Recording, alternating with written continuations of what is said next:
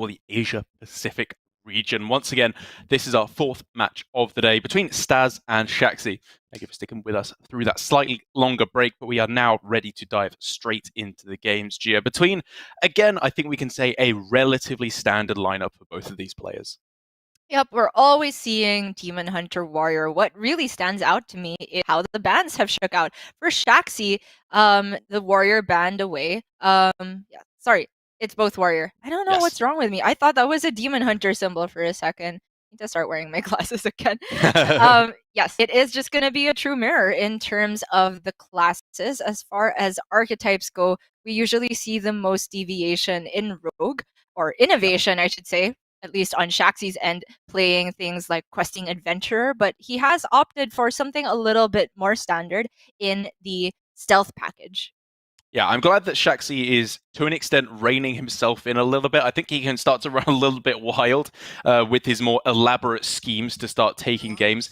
Partly, I think that works out great. You know, we saw him go for the Golden Kobold up against Priest, already infamous with his rogue. Didn't even get to see it because he just had lethal before that happened. But it still demonstrates his long-term thinking in these matchups. And then we've also seen the other side of that coin, where he just starts to make these really weird plays that don't really make any sense at all. So I'm glad that, well, putting himself in the confines of a more standard archetypes, hopefully we can see more of the genius than the mad. Yes.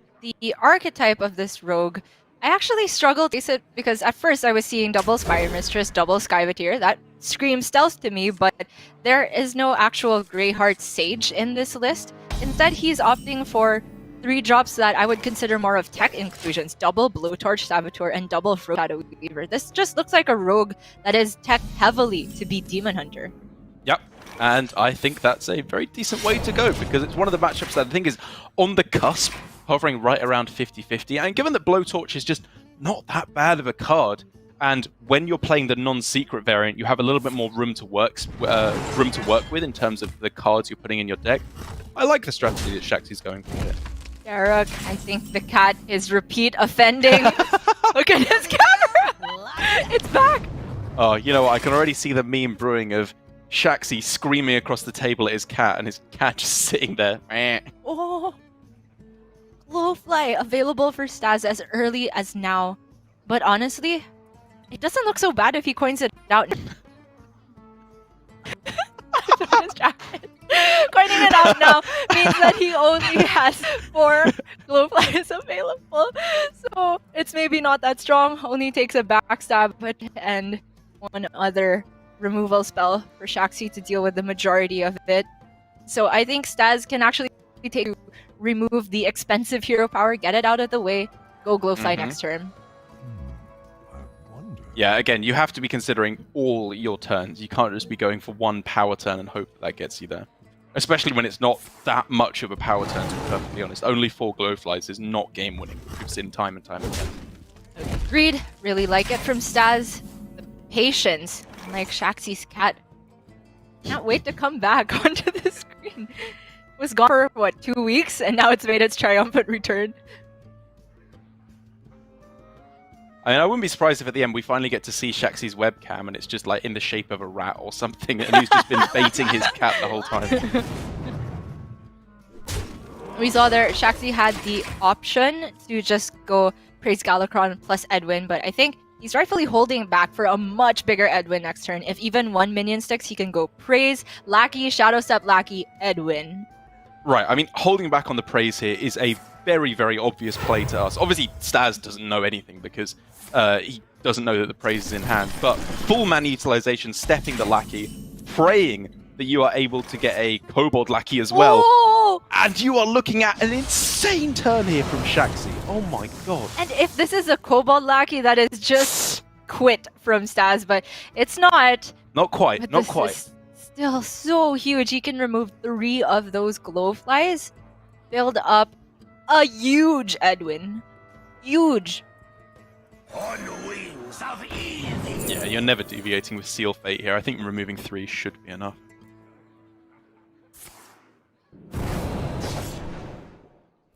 Honestly, the only way I see back into this game for Staz involves Shaxy's cat. Okay, I don't think that's actually quite true, because with these 3 Alright. minions left on board now, Shaxy's Edwin is a 12-12, I think? Right. And so then, triple trade with the Savage Roar Sure. is actually just a very easy clear. The hero itself can take out one of the others. Right. Crystal Power. This is, if he wants it, a full board clear. Yeah, I overreacted. This is actually really good for Staz. He can go for that. He has the Fungal Fortunes to refill some of the spells later on, and the Mount Seller ready for... I'm not sure if it's exactly turn 6, because you don't want to be baiting into Mount Seller, but the point is he has stall. He could bait into Overflow. Right. And just try and take it to the long game, whereas Shaxy a lot of resources to get rid of this. Exactly, Jit. And this isn't a niche comeback here for Staz. He runs 2 copies of Savage Roar in his deck. I'm starting to wonder if Shaxy should have waited a turn for Edwin. I was going to say it was ridiculous at first, but now that we actually see in the cold light of day what he's been left with, it could have been Seal Fate on that previous turn, remove a little bit more of the minions, and then the turn after try and pop off with a huge Edwin.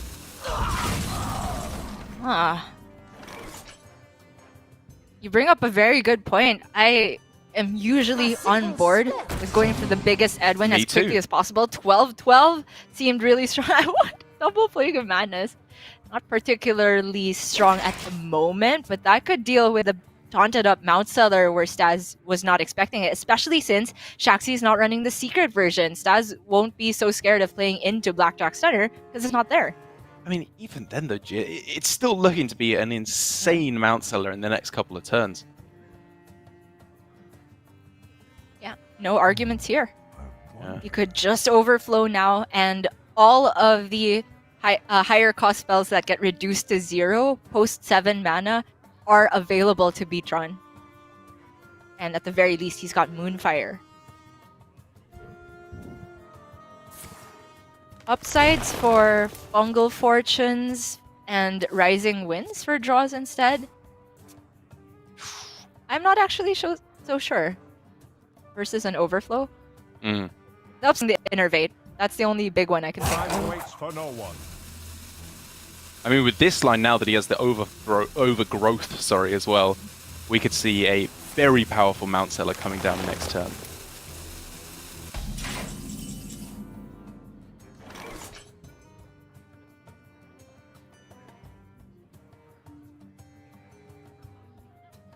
So this is gonna sound stupid, but he can step this Cobalt, wait for 3, get more spell. Wait, yeah, then the Twilight Drake gets bigger. Oh, I didn't realize that was the kind of the payoff of the play. Sorry, +1 no. health. Well, the pay obviously is to just have more Yeah, yeah. stuff to do because he doesn't have very much proactive plays. It's all responsive. I just don't even think there's any good outcomes really off 1 mana spells. There's no way to draw. Togwaggle's scheme isn't doing anything. I supply I only guess the Praise Galakron to be as finest good as it can creatures. get. Yeah. And we are gonna start to pop off. The first beast was terrible. Oh man, he's discarded both the second Mount Seller and Ysera. So what? He's also not drawn any Bog Beams or Iron Barks? Or that has to be a giga low roll. Okay. It was still a little bit surprising that he didn't go for the Power of the Wild though, right? It would have been a pretty good play on this turn. Yeah. Interesting. Well, I am now seeing a very real route for Shaxy to get back into the game because there's no more Mount Sellers after this one dies. There's no Ysera. There's only one more Glowfly Swarm. Staz is just out of threats. His deck doesn't do anything. That's so crazy. The deck is just a bunch of removal spells now, and another Savage Roar, another Power of the Wild. That has to be all in on the last Glowfly and find it in the first place through Overflow, in which time Shaxy can try and develop now. I will say, I was maybe overreacting slightly. His deck doesn't do nothing at this point. Even Rising Winds alone is a decent-sized threat in its own right. Like, double, 4 minions off both Rising Winds, then Power of the Wild is a big board in its own right. But I don't know if it's game-winning, especially when Rogue starts doing its broken stuff with Galakrond and Togwagon later on. I have to agree with you. So we're seeing Shaxy punch this Porcupine, meaning he plans to remove the Mount Seller using Faceless Corruptor instead of his... Okay, or Eviscerate instead of the Plague of Madness, which I'm a bit surprised by. I think he had a bigger chance to grab tempo that turn. I guess his thinking is, if he can remove it in another way, Druid is unlikely to ever play a singular big minion for the rest of the game, given that he's seen the 2 discards. So he just doesn't want to give Staz more time by having easy removal options to draw through to his Glowfly. I think this gives Staz more time though.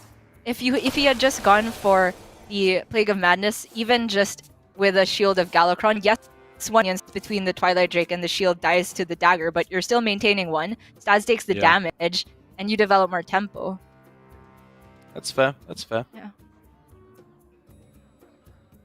In any case, Staz still hasn't found the Glowfly, so it looks like this Rising Winds is going to cycle, or alternatively the Wild Growth to cycle more. But he's gotta then dump a Moonfire. Not a huge deal now that both the Mount Sellers are gone.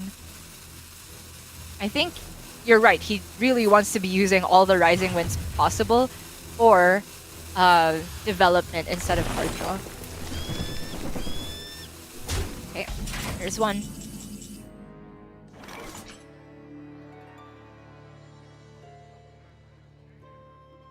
Yet again, I'm seeing a bigger opportunity for Shaxy to seize tempo. 1-drop Faceless, trade, evolve the weaker Faceless.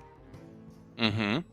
I mean, that sounds very powerful to me. Yeah, he doesn't even need to trade the other one. He could just use the dagger to get rid of the Desert Hair, make sure that everything's for health, unless an evolve goes terribly wrong.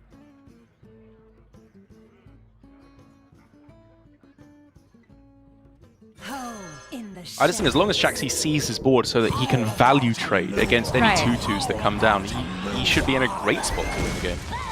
Agreed. Whoa! No! I mean, now you just trade step the Witchy, and then you get a bunch of 2/1s for your trouble? Right. Who said Illidan was a bad card? Yeah, exactly. For those of you who are unaware, this used to be Illidan's Storm Rage before the Demon Hunter class was added. It does the same thing. You're summoning a 2/1 whenever you play a card, and just look at the effect it has. Staz is done. He could Fog Beam this down. Okay. 2 times. But he needs the Glowfly stat.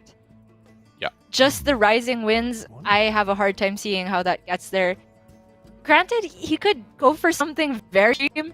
I'm talking Power of the Wild for development, all of the Rising Winds for development, Soul of the Forest that. And maybe the other Power of the Wild gets used for buffs so that everything is 3 health at least, and not immediately traded down by the 2/1s. Mm-hmm. That looks pretty resilient. It's 4 minions with Death Rattles. I think it fits with the mana as well. Time waits for no one.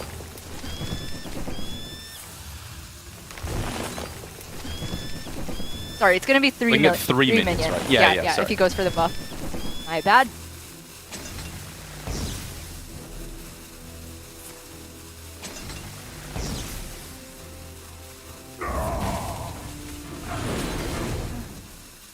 Okay, there was no way to get the buff and the Soul of the Forest 2 minions. Yeah. So Staz holds back on it. The other Soul of the Forest being saved for Glowfly Swarm. I think Staz is just preparing to draw the rest of his deck with Overflow and hopes that that final push can get there. Yeah, I just don't think it's going to get there. This was such a weird game, Gia. Like, obviously it's brutal for Staz discarding both his minions there, which is one of the main reasons why he lost, because he just runs out of stuff now. He doesn't have enough meat in his deck to get the job done. But it really is that Edwin turn for me that was the entire turning point of the game. And I wonder if Shaxy thought it through enough rather than just saying, this looks big, let's go for that. I mean, it did seem It maybe seemed a great. little too rushed for Shaxy Yeah. to go for the Edwin there, because as it turned out, it was just dead to Savage Roar. But also, something had gone wrong for Staz aside from the discards. Maybe the timing of the Mount Seller turn, or not consolidating that board as opposed to going for draw. Granted, he had a lot of good draws off of the Rising Winds that he took over the Power of the Wild. Iron Bark and Bog Beam. I think both the Iron Barks are at the bottom here. Yeah, I think so too. But maybe a different line could have given Staz more. As it stands, though, he has one final push available next turn, and he's not dying. Exactly. With double Iron Buck, he can stay alive while still putting all the pressure on the board. And then, Power of the Wild, Savage Roar. Maybe he's facing down a whole wall of taunts to go along with it, so he's not going to be getting his own lethal on the following turn. And the big thing here is the Soul of the Forest. True. I don't think he's going for the Roar all that soon, but I love that he holds on to the Innervate here. Not that it was going to get any use, but the salient point is that he can go Glowfly, Soul of the Forest, Innervate, Power of the Wild for the strongest single turn development possible. Shaxy can freeze face and evolve his Safeguard into a Sauce minion here. Even equip the Plague of Madness along with it, which can't be swung with.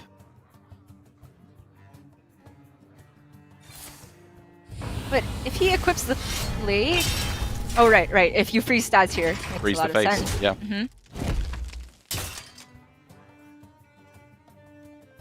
This is such a strange... I've been seeing Druid Mirrors go many days today. He needs to be careful about evolving the Safeguard, though, right? Because he knows 100% what Staz's hand is if he's been keeping track. Right. And so he knows that a big press onto the board is going to come. And so he goes with just making the 4-drop instead, so he still has the protection. Oh, and that is potentially huge. After it dies, it could buff these lackeys to actually trade down. That's true. Part of the Glowfly board. So, one board, one dream for Staz. He can put 2 taunts in the way of what Shaxy has. One of them immediately dies to the Plague of Madness. Is there just lethal here for Shaxy on how the buffs go down from the 4 cost? I couldn't tell you the name of that thing. Oh! So you trade that. Right? 4 attack can definitely go in at in some manner. That was wrong, I think, because now he's not guaranteed to get the buff. But because it worked out anyway, he's able to hit the lethal. I think because of the damage from fatigue, he was able to get the win no matter where the buff went there. But that does mean, with perfect sequencing there by Shaxy, 100% lethal no matter what, he is able to take the win in the first game there. And what a weird game it was. I've never seen a Rogue Druid match like that before. Neither have I. And you know, that evolved from Shaxy. I think I was even downplaying how important that was. It ultimately dealt 6 damage to that board. And had it been even a little bit less, Staz could have had the time to go for Savage Roar for probably lethal of his own. I didn't do all of the math given that there were taunts in the way, and one of them is a Safeguard, so it's 2 taunts. But it was far closer than it seemed there. That was just so unexpected of a Druid Rogue game. Yeah, really, really crazy stuff. I'll have to go back and have a look at the start there. The Edwin, you know, while I'm ragging on it, is maybe something he could have done differently. It could very well have just been the best way to go about it, just to try and force your opponent to have the Savage Roar, because of course, if they don't have it, you are in a fantastic position. It was a complicated spot, to say the least. But Rogue against Druid being a big upset now puts Shaxy, I would say, in a fantastic position to pull very far into the lead now, because outside of the context of just this particular series, in the overall context of the standings, Shaxy is doing pretty well. He's at 3-2 so far, and a win here would put him right up at the top there, almost equaling Tyler, depending on how he performs in his second match tomorrow. Yes, even though these 2 players are relatively safe, players like Frosty and Samuel Tsao, who are decidedly at the bottom and winless Yeah. so far. It only takes a little bit of shifting here and there to go from the middle to the bottom. And even if you're in the middle for Division B not safe, that still means you're going to play out a relegation bracket if you're in the 5th or 6th spot. So a lot to play for still here. The Demon Hunter Mirror is going to be our game too. And quite the start for both of these players actually now. Shaxy with the double one drop, Staz with the double one drop. The real kind of difference maker that I'm seeing here with a very identical looking hand for both players is the twin slice can just be such a big swing back in the favor of whoever has it. Yeah, quite backbreaking for Staz because I'm already seeing one drop for Staz here. Shaxy responds with coin double one drops and twin slice to remove whichever minion. And in the mirror, I tend to favor starting with the Blazing Battle Mage. Just because you're not necessarily always going for hero power on the next turn and buffing the the Battle Fiend. True, but I think the thinking is that you're like most likely to get it rolling with the attack buffs now, whereas later on Battle Mage is always just a 2/2. Like, there was obviously a chance that he goes Battle Mage plus I-Beam on the following turn. But the I-Beam is most likely to be +3 again. Oh, right, yeah, so then he is very, very likely to use the hero power next turn. Yeah. Or So Chaos. the thinking is the Battle Mage always has to start with that, and on the off chance that you don't hero power the next turn, you still have the 2 attack. And if you do end up hero powering, then your Battle Fiend still gets 2 attack if the turn is Battle Fiend power. Right, I see your point, but I think with this line, he was always going to attack in some way, be it with hero power or Chaos Strike. Alright. And it has In the chance any to case, snowball. That's a great top deck now for Staz. With the Umberwing hero power, he removes Battle Mage, gets the board back in his favor. Shaxy's got a pretty cool turn 3, the tech card coming into for the mirror as well. Yeah, the fact that it is obviously not only a next turn your opponent's hero power costs 3, but until they play it, it costs 3. And of course that is doubly as effective versus Demon Hunter with a 1-mana hero power going up to 3. It can be a real pain in the backside. Thankfully, however, for Staz, he has a fair few ways to make this more amenable. Yes. I, at first glance, was looking at the Battle Fiend I-Beam just by all the 1-drops, because freezing into turn 4, probably not as significant as into turn 5. He does end up floating mana this way, but I think it's totally fine. Yeah, I like this play a lot more. Like you said, it's not only giving you an option to freeze into turn 5, but the Frozen Shadow Weaver freezing face, it just wasn't that good. You don't have the ability to clear off the Blowtorch tech as well, and then you're just accepting a trade, which sounds awful. Question now is whether Staz wants to take 3 damage to preserve his 1/1. I think we're at an early enough point at the game, probably the last turn, where I would advocate for that he can just take the face damage.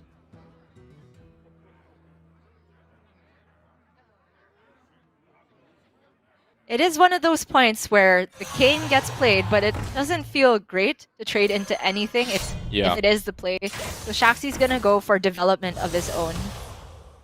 Yeah, I like it a lot. This is a decent play on this turn, but what it says to Staz is a little bit more confusing, because clearly right now, Warglaives is the best play he can make, at least before the top deck. But his opponent just equipped an Umberwing on turn 4, heading into turn 5, which to me, Gia, screams the Adept. It really does. And for that reason, and with Staz's top deck of Umberwing to smooth out the rest of the turn, it doesn't look too bad at all. If he just goes for a Frozen Shadow Weaver face, he can value trade the Battle Fiend, Umberwing down one of the Umberwings, trade another, end up ahead on board, and locking out both potential Warglaives and Glaive-bound Adept. I love it. I think it's a very, very good time to get that down. Is it cold in the shadows? Yep, very clean timing here from Staz.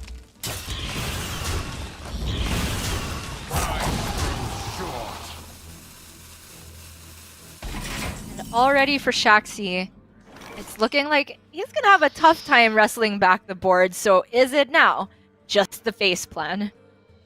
How does that even manifest, though? Metamorphosis on this turn? I don't see that getting there anytime soon. Demons? Yeah, definitely all face with this current hand does not get there. I think Shaxy has to rely on top down of his own to deal with a 4-3 or I-beam.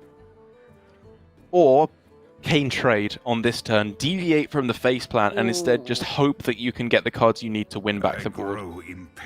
I think that's the slowest of all the plans because the Spectral Sight has the upside of possibly getting an I-beam right now, which gives him more time. But I'm really looking at this Metamorphosis just to get the mana usage out of the way. Okay. I think this plays best for a Skull off for Shaxy. Just gives him the most time. And I think it is scary, of course, but it's possible for him to still swing back the board. Like you said, Skull off the top is huge. Altruist starts to get very good soon with this layout of the board from his opponent. Even as Metamorphosis Hero Power has the potential to take out a big minion if it's played next turn. It is so funny to me that Staz's hand so far has been working out perfectly with the mana that I don't think he'll even mind using the hero power for 3. So far, the Blowtorch has only saved Shaxy 1 damage to his health total. That is a fancy top deck, Gia. Fancy, yes. Very fancy. But is it the play this turn? Highly doubtful because the only other thing he could get to proc it is Twin Slice alongside the Spectral Sight. And so therefore, is it Metamorphosis this turn to set up for Altruist and hopefully drawing any 1-drop or still the potential Twin Slice? Or is it Spectral Sight to try and draw some other cards to play this turn for more development? Well, we have to consider what is the best thing you can get off of Spectral Sight for this turn. And honestly, nothing seems particularly good. The Warglaives is not playable, Glavebound is not playable, and every minion traded to Staz's board. The I-Beam is good, but wouldn't you rather have that on the Altruist turn? He saves an extra 2 health by going for it now. Of course, because he doesn't take an additional swing from the Blazing Battle Mage, but now the hand just seems pretty clunky indeed with the Skull potentially locked in the middle. Yeah, this obviously worked out pretty awfully for Shaxy in terms of the top decks, despite working very well for Staz in terms of his top decks with the Glavebound. Yeah. But I can definitely see your point, Gia, that even though he was... the Metamorphosis just spent his mana 100%. This did not necessarily spend all of his mana. And now, yet another awkward turn for Shaxy, having this clunky Metamorphosis in hand. I mean, he could just use it and ping off the Glavebound, but that is just setting up not winning. For the Altruist turn. It is really not winning. Yeah. But then at the same time, what can he even hit off of Skull of Gul'dan there? There's nothing good. I-Beam on its own is just not winning. Yeah. I-Beam give him another turn even, given that Staz has a lot of top decks of his own that could deal additional damage. One of the worst. Finally a dead turn, yeah. But look, he gets to spend 3 mana because of the Blowtorch. The utilization, amazing. The main thing, of course, lethal well and truly set up now for Staz. This is the final turn for Shaxy where he can do anything. And he needs I-Beam just to stay alive. Usually with Demon Hunter mirrors, when it goes this late, it is on a race. Both players are looking for top decks, and either one just falls 1 or 2 damage short of lethal, or the other heals just out of range. With Shaxy, though, I think I've just consistently been disagreeing with his Demon Hunter play in particular. I really liked how he approached the rogue game versus the Druid towards the end there. But as Demon Hunter, and particularly in the mirror, it seems like Shaxy's hands and lines are just not coming together.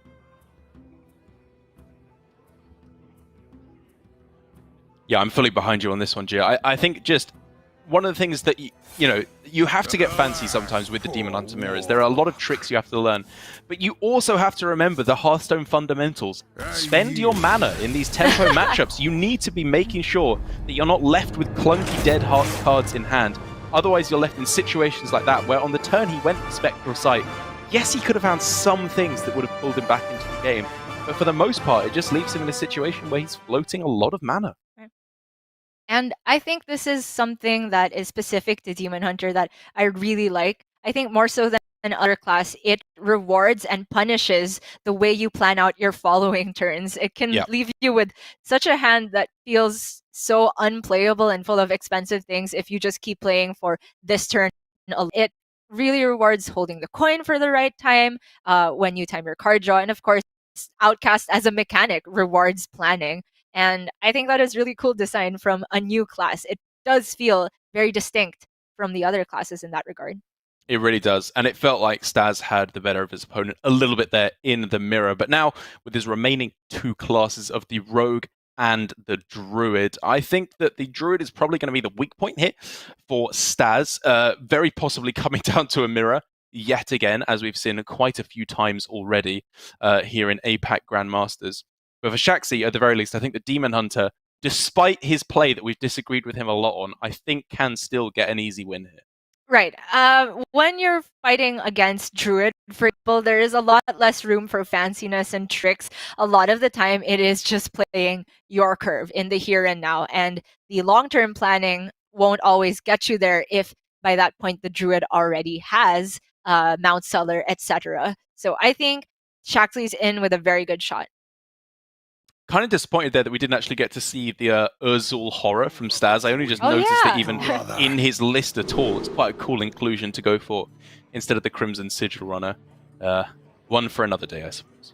Yeah, it's a 1-mana 2/1 Death Rattle, which is 1-mana 2/1 to your hand. So it functions similarly to the old Crystal Runner, that it's a 1-mana 2/1 and puts another card in your hand. So it's like extra value on top of a decent body. I can definitely see the inclusion for it. The reason for inclusion, but obviously compared to Crimson Sigil Runner, it is much worse in the late game.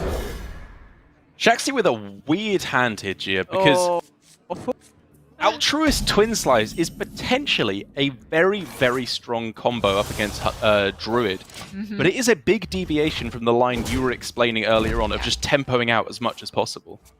It is a huge deviation, but you know what? Just this once, I will accept it. Because as Druid, most of the time, you are just hoping to get your Glowfly down as soon as possible. It is a very specific combination of cards that need to be in the right place of the hand from Demon Hunter to actually deal with everything in a board sweep, as opposed to them trading down with their... But because Staz sees this 3 keep and sees that Shaxy will not be playing any of those minions he kept this turn, I wonder if he'll know that something is up. What could you possibly be keeping that aren't 1-drops in this matchup, and also isn't Satyr Overseer, which is clearly the stronger play on this turn? Skull? Nothing. I don't think you'd keep that. I agree. It would have to be a very strong read from Staz to hold off on a Glowfly next turn, whether it be coined out next turn or coin overgrowth into Glowfly. But if he makes that read, that would be so, so cool. Because we can see that a way Staz could potentially play around it is to wait for a buff and pair that with his Glowfly Swarm. I mean, the thing is, as it currently stands, he just doesn't really need to. I mean, you could also make the argument actually with his hand that if he does go for Glowfly, it's not that devastating if it is cleared, because he has a very strong follow-up with Ysera Ironbark. And so the way I'm looking at this now is remove on this turn, probably with the Wrath, although I'm not certain that you go for that over the Bog Beam, and then Overgrowth, Glowfly the turn after, and then coin Ysera with the Ironbark looks insane. Yeah, I think that plan covers all of his bases. And I like the use of the Wrath now because, as you said, Overgrowth is on the horizon for next turn, so the Bog Beams could get cheapened real soon. Mount Seller off the top could be an insane draw. Yeah. And suddenly, the Altruist Keep could be fighting Shaxy in the back. Still depends though, because Staz still has that option to coin Glowfly. Oh, he holds back. I love it. Very good read. Very, very good read. I don't know if it's a specifically altruist read, but it's also just playing well to the hand that he has. That is a huge top deck for Shaxy. Yeah, you know what? You can make all the clever reads you want about your opponent's hand, but at the end of the day, it's still Demon Hunter. And even with the altruist Twin Slice Keep, Shaxy has the goods, and Staz needs to do something right now to stay in the game. He doesn't have healing or minion generation outside of just the Glowfly, and we can already see that it's disastrous, but he might feel he's in a spot where he needs to go for it. Looks like he's starting with card draw. Seems good. Ooh. Could be really big for next turn. Clearly here he was looking for, I think Moonfire primarily would be the absolute dream here to clear everything off. I mean, still clearing a decent amount and gets to land an Ironbark if he wants it.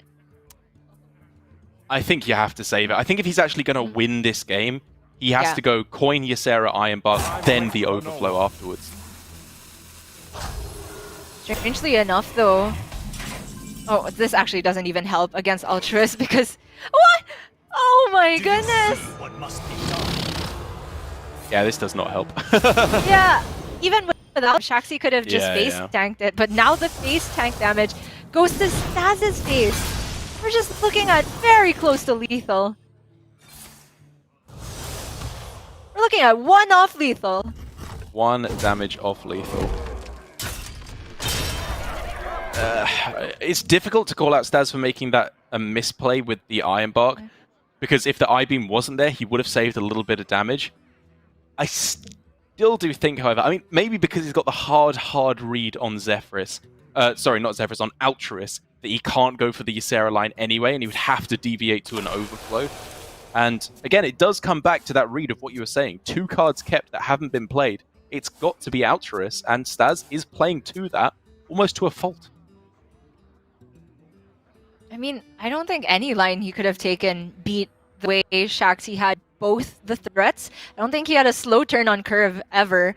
Didn't get the Overseer, sure, but he had Frozen Shadow Weavers. That's plenty of damage on its own, and into the Glaive Bound.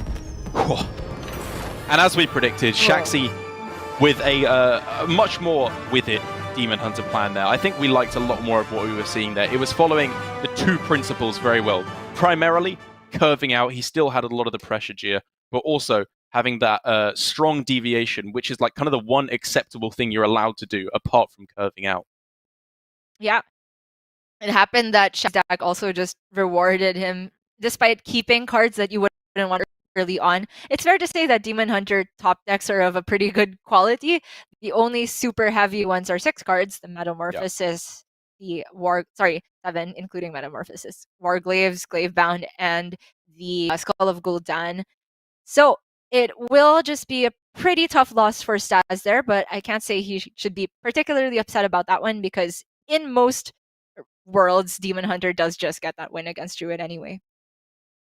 Yeah, it does indeed. It was the expected outcome. The slightly more difficult one to predict will be the Druid left as the remaining deck for Shaxy. I think he is unlikely to be reverse swept on this one, though, because, of course, we have the Druid Mirror, which is a 50-50, no matter how you slice it there, and the Road, which, even though Shaxy got the win on his side, I think is unlikely to happen again. And that single unexpected win, as I was talking about right back at the start, may be the difference maker that puts him in with the win in this series. Oh, yeah. You call it a 50-50, but Shaxy, I think, has consistently been running Star Facet again this week. So that's one thing in his favor. The other thing is that he's got the fungal wild growth start. Not having the Glowfly immediately, he's got so many chances to get it with this fungal. He really, really does. And even if he doesn't hit the Glowfly Swarm, he's still got a decent ramp curve up to Mount Seller in a fairly timely fashion. Staz himself has got no ramp. An inefficient piece of card draw, but he'll take it over. Oh my gosh. And as it currently stands, I really don't hate Shaxy's position, even though Staz is going to be the first player to hit Glowfly. Yeah, I think Shaxy's in a great spot. Because going into the Glowfly turn, he probably just uses some pieces of removal. Exactly. And he can coin into his Mount Stellar, hold off longer if Staz still doesn't develop. Just has to dump a card this turn though. I don't hate the proactive development of Power of the Wild. Yeah. It likely just trades into a 2/2. Yep. Seems fine. And Staz's hand has 2 minions even. So in most worlds, he's only getting the 6 flies, not the full 7. Ironbark here is actually somewhat tempting, I think, because you could make the argument that Exotic Mount Seller is good enough on turn 7 to the point where you don't need Ironbark, and it allows you to take a strong value trade on the following turn. The difference is that his turn 6 would probably use the Ironbark anyway because he's not coining Mount Seller this turn. That's fair. He's Yep. popping off on turn 7. Oh my! Oi, oi, oi. So he can just use spells and refill anyway with the Fungal Fortunes. Oof. Yeah, I mean, he could start with Coin Fungal. Oh no, wait, that would overdraw one. He'd have to go Coin something and then Fungal. So like Coin Wrath Fungal, if he wants to draw into more of the 0 mana spells for Exotic Mount Seller, but that uses a 0 mana spell anyway, so Yeah. I am looking at saving coin for the Crystal Power. I'm looking at Wrath Fungal, and if you overdraw one, sure. So he goes back up to 10 if he goes Wrath Fungal.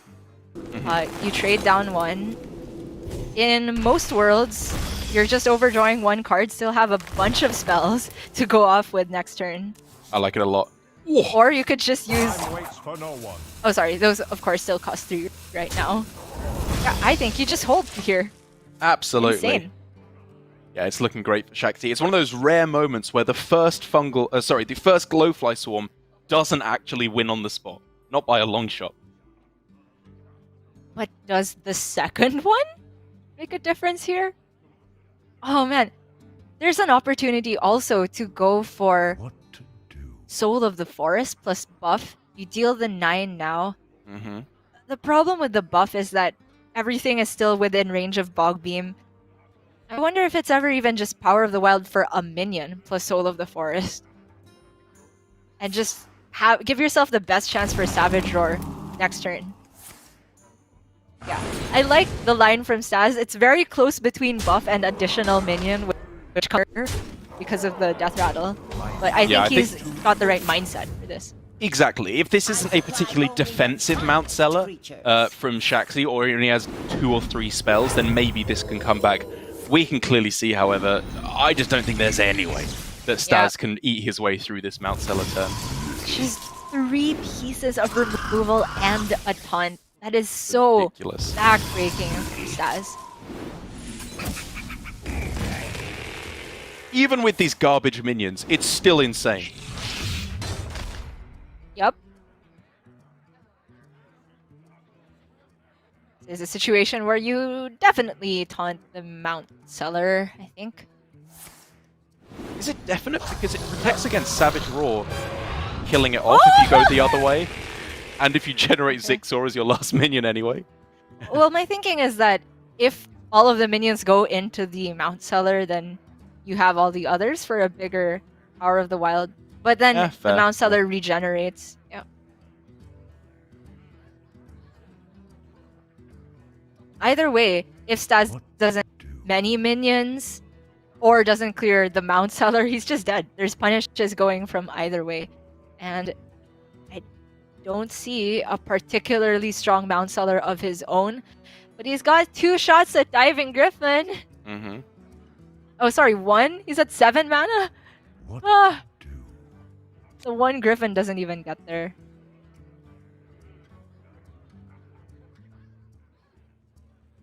Is it now just... I'm about to suggest Wild Growth pass. Just to set up for the best Mount Seller next turn. Yes. Okay. Probably very dumb. Yeah. Like, it gets more done in that sense. It plays to, I don't know, your opponent not trading at all because they're blundering, and then you can Savage Roar back. my thinking was that if you don't develop more minions, Shaxy can't trade and just redevelop because he has a Mount Seller. You get more damage face, but this board isn't actually giving him more value, is the thing. I see your point, but I think as soon as a single buff comes down, be it Power of the Wild or Soul of the Forest, you're never chewing through it anyway, so it just doesn't matter. Yeah, none of the lines got there. Yeah. And he had Vault for good measure. Not even necessary as a tech in this particular situation, but it's just gonna be lights out for Staz, going down to 2 and 3. And I hate to see it.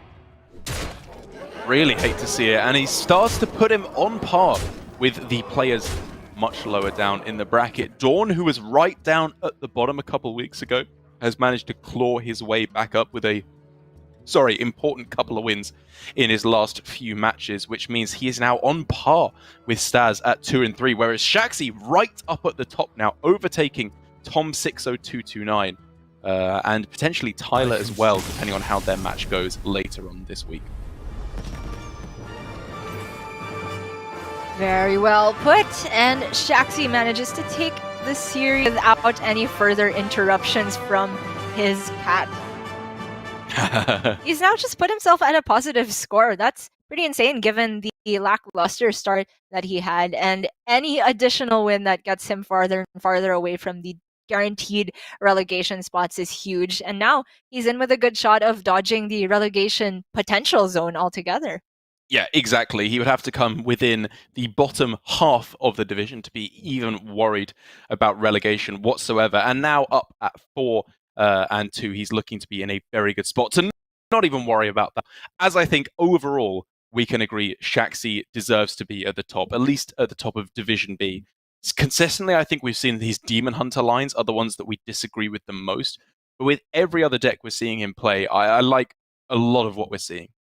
Sure. I just would like to see him have a little more practice on Illidan. There is plenty of time to do that every week because it is just getting brought every week. And I think it is a particular deck that people need to master because it's a definite bring and close to always dodging bans because Warrior takes priority in that regard. So I don't think there's any excuse for being lax with Demon Hunter gameplay.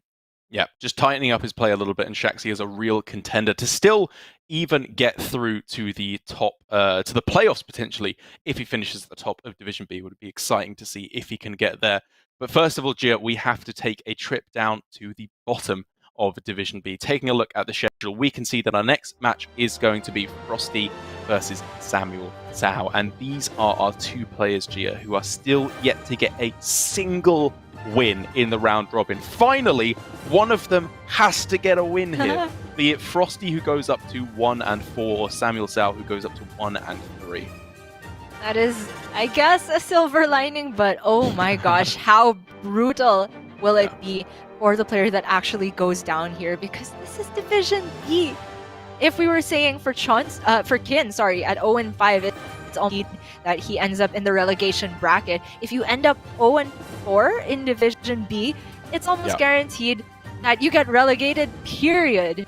And not because it's these two players in particular, the head-to-head tiebreaker is also a huge factor.